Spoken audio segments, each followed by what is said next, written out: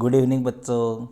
देखो बच्चों, आज की अपनी जो क्लास है, इस क्लास में अपने चर्चा करेंगे बोर्ड एग्ज़ाम 2024 के लिए अपने पॉलिटिकल साइंस की जो सेकंड बुक है, इस सेकंड बुक का अपने जो चौथा चैप्टर है भारत के विदेश संबंध, इस चैप्टर के भैया अपने इम्पोर्टेंट क्वेश्चन की चर्चा करेंगे।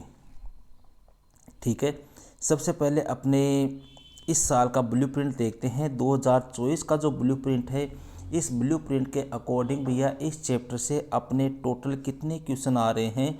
4 क्वेश्चन आ रहे हैं। ठीक है, जिनमें 3 क्वेश्चन तो आ रहे हैं आपके एक एक अंक के और एक क्वेश्चन आ रहा है आपके 2 नंबर का। मतलब टोटल कितने नंबर हो गए? टोटल हो गए भैया आपके 5 नंबर। मतलब इस बार इस चैप्टर से आपके टोटल 5 नंबर के क्या आएंगे? क्वेश्चन आएंगे। क्लियर है? अब देखो यहाँ पर अपने आज की जो क्लास है, इस क्लास में अपने ओनली कौन से क्वेश्चनों की बात करेंगे? एक एक अंक वाले क्वेश्चन की बात करेंगे। 2 अंक वाले जो क्वेश्चन है उनकी चर्चा अपने नेक्स्ट वीडियो में करेंगे। क्लियर है इतनी बात? अब यहाँ पर भैया मैं वीडियो स्टार्ट करने से पहले एक छोटी सी बात आपके साथ में शेयर करूँगा, और वो ये है कि जो भी बच्चे मेरे चैनल से जुड़े हुए हैं, ख़ास तौर से जो प्राइवेट स्टूडेंट है, ठीक है, जो स्कूल नहीं जा रहे, प्राइवेट घर पे रह के पढ़ाई कर रहे, उनसे मैं एक बात ज़रूर से कहूँगा कि आप अंत तक वीडियो देखा करो। ये मैं इसलिए कह रहा हूँ क्योंकि इसमें आपका ही हित है। मैं ऐसे नहीं कि डायरेक्ट आपको आंसर बता रहा हूँ। देखो, मैं एक क्वेश्चन के साथ में कम से कम 3 से 4 क्वेश्चन आपके और भी तैयार करवाता हूँ। समझ रहे हो? ऐसे नहीं कि बस क्वेश्चन उठाया उसका आंसर बता दिया। ऐसा सिस्टम अपने चैनल पर नहीं है। हालांकि बहुत सारे चैनल ऐसे मैंने देखे हैं जहाँ पे ऐसा चल रहा है, लेकिन यहाँ पर जो बच्चे मेरे चैनल से प्राइवेट स्टूडेंट, खास तौर से अगर रेगुलर भी देखते हैं तो बहुत अच्छी बात है, लेकिन प्राइवेट स्टूडेंट क्योंकि जो स्कूल नहीं जा पाते उनकी थोड़ी सी ये समस्या रहती है, तो आप अंत तक वीडियो देखा करो। मैं एक क्वेश्चन के साथ में आपके 3-4 क्वेश्चन और भी क्लियर कराता हूँ। जैसे फर्स्ट क्वेश्चन है आपके सामने, इसी को देखो अपनी। फर्स्ट क्वेश्चन है भैया, प्रथम गुटनिरपेक्ष शिखर सम्मेलन हुआ था। ठीक है, अब पहली बात तो यहाँ पे आंसर तो हो जाएगा इसका, बेलग्रेड में हुआ था 1961 में। ठीक है, इंडोनेशिया में। अब दूसरी बात यहाँ पे ये आती है, गुरुजी गुटनिरपेक्ष होता क्या है? गुटनिरपेक्षता कहते किसको है? तीसरा प्रश्न यहाँ पे ये आ जाता है, सर ये गुटनिरपेक्षता नीति किसने अपनाई थी? चौथा क्वेश्चन आ जाता है, गुरुजी क्यों अपनाई थी? गुरुजी कैसे नींव पड़ी थी? इस प्रकार से सारे क्वेश्चन अपने को क्लियर करते हुए चलना है। देखो, तो आंसर क्या हो गया? पहला गुटनिरपेक्ष शिखर सम्मेलन कब हुआ? 1961 में बेलग्रेड में हुआ। अब बात आती है साहब, गुटनिरपेक्षता होती क्या है? देखो, गुट का मतलब हो गया समूह है, निरपेक्ष का मतलब हो गया क्या रहना? दूर रहना। मतलब ऐसा कोई भी गुट जो सैन्य या सैनिक आधार पर बना हो, उनसे क्या रहना? दूर रहना। ठीक है, अब बात आती है, गुरुजी ये क्या नीति भारत ने भी अपनाई थी क्या? हाँ, भारत ने अपनाई थी आज़ादी के बाद में। या क्वेश्चन आपको पूछ ले, शीत युद्ध के समय भारत ने कौन सी नीति अपनाई? तो यही नीति अपनाई थी। अब बात आती है, गुरुजी इस नीति की नींव कौन से सम्मेलन से पड़ी थी? तो एक सम्मेलन हुआ था, इसका नाम था बांडुंग सम्मेलन। इस सम्मेलन से इसकी क्या पड़ी थी? नींव पड़ी थी। ठीक है, तो इस प्रकार से आपको चारों तरफ से ध्यान रखते हुए किसी भी क्वेश्चन का आंसर देना है। क्लियर है? अब बात करते हैं आगे। देखो, इस प्रकार से ही अपने को तैयारी करना है भैया, तभी आप सक्सेस हो पाओगे। डायरेक्ट आंसर बताने के लिए तो कोई भी वीडियो बना के कोई भी डाल देगा, उससे क्या मतलब है। सेकंड क्वेश्चन है भैया, सिंधु नदी जल समझौता हुआ। देखो, ऑप्शन थोड़े नीचे आ गए हैं इसके। सिंधु नदी जल समझौता कब हुआ था? अब भैया आपको सबको पता है, सिंधु नदी जल समझौता हुआ था 1960 में। कोई दिक्कत नहीं है। अब बात आती है, गुरुजी किसके बीच में हुआ? अगर ये पूछ ले तो भैया भारत और पाकिस्तान के बीच में हुआ था। ठीक है, एक आता है भैया अपने फरका समझौता। गुरुजी ये किसके बीच में हुआ था? ये हुआ था भारत और बांग्लादेश के बीच में हुआ था। ठीक है, अब पूछ ले मान लो आपको कि सिंधु नदी जल समझौता जो है वो करवाने में महत्वपूर्ण भूमिका किसकी रही थी? तो महत्वपूर्ण भूमिका रही थी विश्व बैंक की। अब देखो, एक ही क्वेश्चन था, एक क्वेश्चन के साथ में मैंने आपके कितने क्वेश्चन करवा दिए? 3-4 करवा दिए ना। तो इस प्रकार से आपको तैयारी करनी है। नेक्स्ट क्वेश्चन की बात करते हैं भैया। तीसरा क्वेश्चन है अपने पंचशील समझौता हुआ। देखो, यहाँ पर ये जितने भी क्वेश्चन है भैया, ये सारे क्वेश्चन आपके बोर्ड परीक्षा की दृष्टि से महत्वपूर्ण, ध्यान रखना है। और बार बार बोर्ड एग्ज़ाम में आते हैं। जैसे ये क्वेश्चन है 2013 में आया हुआ है, अगर आपके पास में पेपर हो तो आप देख सकते हो वहाँ से, ठीक है। पंचशील समझौता कब हुआ था भैया? अब यहाँ पर अपना आंसर क्या हो जाएगा? स हो जाएगा। भारत और चीन के मध्य हुआ था। कब हुआ था? 1954 में हुआ था। अब बात आती है गुरुजी पंचशील होता क्या है? पंचशील का मतलब भारत और चीन के मध्य भैया 5 बातों पर क्या बनी थी? सहमति बनी थी। अनाक्रमण है, हस्तक्षेप है, एक दूसरे के मामले में किसी प्रकार की कोई हस्तक्षेप नहीं करना, आक्रमण नहीं करना, इस प्रकार की टोटल 5 बातें थी। शांतिपूर्ण सहअस्तित्व है, इन 5 बातों पर सहमति हुई थी। अब आपको पूछ ले डेट कितनी थी गुरुजी? तो डेट थी भैया अपने 29 अप्रैल 1954 को भारत और चीन के मध्य यह समझौता हुआ था। और अगर बाय चांस आपको पूछ ले इस समय भारत के प्रधानमंत्री कौन थे, तो भारत के प्रधानमंत्री कौन थे? अपने पंडित जवाहरलाल नेहरू। अगर पूछ ले चीन के कौन थे, तो चीन के प्रमुख जो थे उनका नाम था चाउ एन लाई, ठीक है। अब पंचशील से संबंधित आपके कैसा भी क्वेश्चन आ जाए, कोई भी क्वेश्चन आ जाए, आपका गलत नहीं होगा।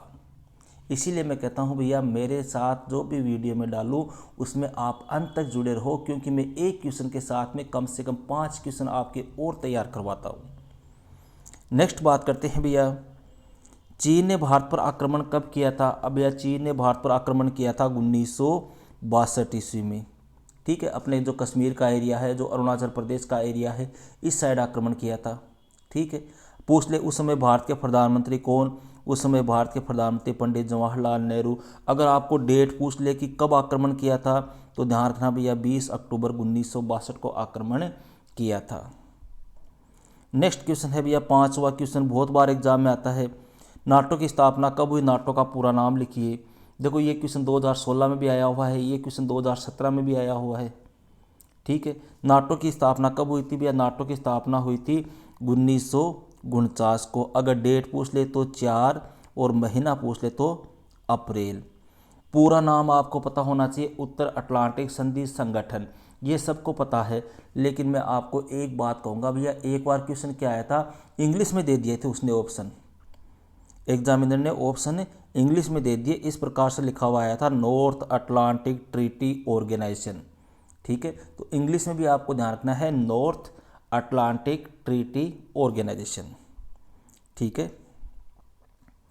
6वां क्वेश्चन है, नेफा या उत्तरी पूर्वी सीमांत के नाम से किस राज्य को जाना जाता है? भैया नेफा या उत्तरी पूर्वी सीमांत अपने प्राचीन समय में जो अरुणाचल प्रदेश का जो क्षेत्र है जिसके ऊपर भैया चीन ने आक्रमण किया था, इस क्षेत्र को अपने नेफा या उत्तरी पूर्वी सीमांत के नाम से जाना जाता है। नेक्स्ट क्वेश्चन की बात करते हैं। 7वां क्वेश्चन है, भारत की विदेश नीति का निर्माता किसे माना जाता है? विदेश नीति का निर्माता माना जाता है भैया प्रधानमंत्री पंडित जवाहरलाल नेहरू को, क्योंकि पहले भारत के प्रधानमंत्री भी यही थे और पहले विदेश मंत्री भी यही थे, ठीक है। अब कई बार पूछ लेते हैं नेहरू की विदेश नीति के कोई 2 उद्देश्य बताइए, तो संप्रभुता को बचाए रखना, क्षेत्रीय अखंडता को बनाए रखना, ठीक है। इस प्रकार के आपको ध्यान रखने हैं। 8वां क्वेश्चन है भैया, दलाई लामा ने भारत में शरण कब ली थी? अब पहली बात तो ये आती है गुरुजी ये दलाई लामा था कौन? भैया जो तिब्बती है, इन तिब्बतियों का ये धार्मिक गुरु था, पहली बात हो गई। इसने भारत में शरण क्यों ली थी? दूसरी बात यह आती है, या कब ली थी? तो इसने भारत में शरण ली थी भैया 1959 में। अब बात आती है गुरुजी इसने भारत में शरण क्यों ली थी? इसलिए ली थी क्योंकि भैया जो चीन था, इस चीन ने तिब्बत के ऊपर क्या कर दिया था? आक्रमण कर दिया था। क्लियर है? अब पूछ ले कहाँ पर ली थी आपको शरण, ये पूछ ले तो हिमाचल प्रदेश में भैया एक जगह है, एक स्थान है, इसका नाम है धर्मशाला, वहाँ पर ली थी। नेक्स्ट क्वेश्चन है भैया बड़ा अच्छा क्वेश्चन है, एक संधि है जिसका नाम है CTBT, ठीक है। इसका पूरा नाम लिखिए। देखो एक तो होता है CTBT, यहाँ पर एक और बता दूँ मैं आपको NPT, ये दोनों कई बार एग्जाम में आते हैं। सबसे पहले बात कर लेते हैं CTBT की। CTBT का पूरा नाम होता है भैया परमाणु परीक्षण प्रतिबंध संधि, परमाणु परीक्षण प्रतिबंध संधि, अंग्रेजी में कहे तो कॉम्प्रेसिव टेस्ट बैन ट्रीटी, ठीक है। और दूसरा आपको बताया है NPT, NPT का मतलब हो गया भैया परमाणु अप्रसार संधि, अंग्रेजी में कहे तो nuclear non proliferation treaty, nuclear non proliferation treaty. Clear है। 10वां क्वेश्चन बहुत बार एग्जाम में पूछा हुआ है, अंतर्राष्ट्रीय शांति और सुरक्षा का उल्लेख किस अनुच्छेद में है भैया?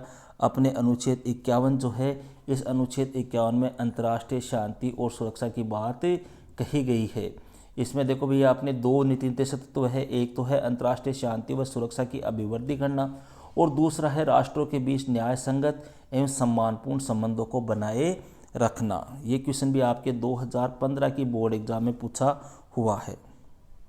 अब आप सोच रहे हैं गुरुजी आपको क्या पता, क्योंकि भैया मेरे पास में सारे पेपर्स की जो बुक आती है वो बुक पड़ी है मेरे पास में, सारे पेपर मेरे पास में 2012 से लेकर जितने भी पेपर है वो सारे पेपर है, क्योंकि मेरे को आज पढ़ाते हुए कम से कम पॉलिटिकल साइंस 13 साल हो गए। 13 साल से मैं पॉलिटिकल साइंस का टीचर हूँ, ठीक है। तो मेरे को तो ये सब कुछ संभाल के रखना पड़ता है। आपको क्वेश्चन बताता हूँ तो मेरे को तो सब कुछ पेपर को ध्यान में रखते हुए क्वेश्चन बनाने पड़ते हैं, क्योंकि ऐसे तो है नहीं कि कोई हर कोई ऐसे क्वेश्चन डाल दिए। एक टीचर हूँ, टीचर का एक इज्जत होती है, एक मान सम्मान होता है। अगर मैं ऐसे क्वेश्चन डाल दूंगा तो कल को बच्चे कहेंगे ये तो ऐसे बकवास कर रहे हैं, ठीक है। नेक्स्ट क्वेश्चन की बात करते हैं भैया। 13वां क्वेश्चन है अपने कारगिल में हुए संघर्ष का प्रमुख कारण बताइए। अब पहली बात तो ये आती है कि गुरुजी कारगिल संघर्ष हुआ कब था? ये हुआ था भैया 1999 में, अर्थात 1999 में। देखो कारगिल संघर्ष का प्रमुख कारण क्या था भैया? जो अपने पाकिस्तानी सेना जो है, उस पाकिस्तानी सेना के द्वारा भारत और पाक की जो विभाजन रेखा है उसके पास में जो भारतीय क्षेत्र थे उन क्षेत्रों पे क्या कर लिया? अपना कब्जा कर लिया। जैसे द्रास है, मास्को है, काक्सर है, ये कुछ ऐसे क्षेत्र थे जो बॉर्डर रेखा के समीप थे और भारतीय सीमा में थे। इनके ऊपर पाकिस्तानी सेना ने क्या कर लिया था? कब्जा कर लिया था, अधिकार कर लिया था। इस वजह से कारगिल संघर्ष हुआ था। नेक्स्ट क्वेश्चन की बात करते हैं। क्वेश्चन नंबर 12, बांग्लादेश एक स्वतंत्र राष्ट्र कब बना भैया? बांग्लादेश स्वतंत्र राष्ट्र बना था 1971 में। पहले इसको अपने पश्चिम पूर्वी पाकिस्तान भी कहते थे, पूर्वी पाकिस्तान, ठीक है। ये पाकिस्तान का ही एक हिस्सा था। अपने बोलते थे ना पश्चिम बंगाल और पूर्वी बंगाल, ये पूर्वी बंगाल जो था, यही पूर्वी बंगाल जो है वो आगे जाके क्या बना है? अपने बांग्लादेश बना। नेक्स्ट क्वेश्चन की बात करते हैं भैया अपनी बांडुंग सम्मेलन। अभी मैं आपको बता चुका हूँ, कोई विशेष नहीं है। बांडुंग सम्मेलन हुआ था भैया 1955 में और इसी सम्मेलन से आपके कौन से आंदोलन की नींव पड़ी थी? गुटनिरपेक्ष आंदोलन की नींव पड़ी थी। क्लियर है। अगला क्वेश्चन भैया, इंडियन नेशनल आर्मी का गठन कब और किसने किया था? भैया इंडियन नेशनल आर्मी का गठन किया था सुभाष चंद्र बोस ने। अब अगला पूछ रहा है कब किया था भैया? जो सेकंड विश्व युद्ध हुआ था, सेकंड वर्ल्ड वार हुआ था, उस समय किया था, ठीक है। INA।